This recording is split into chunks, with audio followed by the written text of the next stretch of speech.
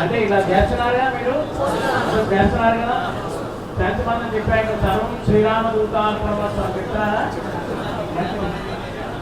హర హర నమ పార్వతీ పతే హర హర మహాదేవ శంభో కాశీ అన్నపూర్ణ మాతాకి జై. ఇప్పుడు అందరూ కూడా భోజనం చేసేటప్పుడు, జపం చేసేటప్పుడు, హోమం చేసేటప్పుడు, ధ్యానం చేసేటప్పుడు మౌనంగా ఉండాలి, మాట్లాడకూడదు అంటుంది శాస్త్రం. మరి అందరూ కూడా మాట్లాడకుండా భోజనం చేసుకుందండి. మాట్లాడకూడదు అన్నారు కదా అని కొట్టించినప్పుడు మౌనం మాట్లాడుతున్నారు. వాళ్ళంతా ఏం చేస్తూ ఉంటారు. మీకు అవసరం వరకు మీరు కొట్టించుకొని శిక్ష వృధా కాకుండా మీరందరూ కూడా భిక్ష స్వీకరించాలి. శ్రీనివాసరావు స్వామి వచ్చారు, మీరందరూ కూడా భిక్ష స్వీకరించండి అని అంటున్నారు.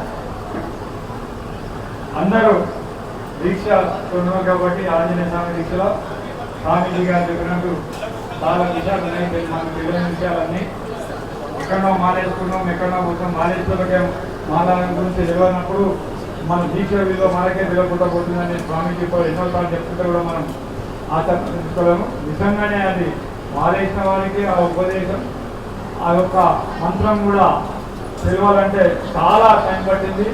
నిజంగా కూడా ఎక్కడైతే కష్టాలుంటాయో ఈ మాల వేసుకుంటే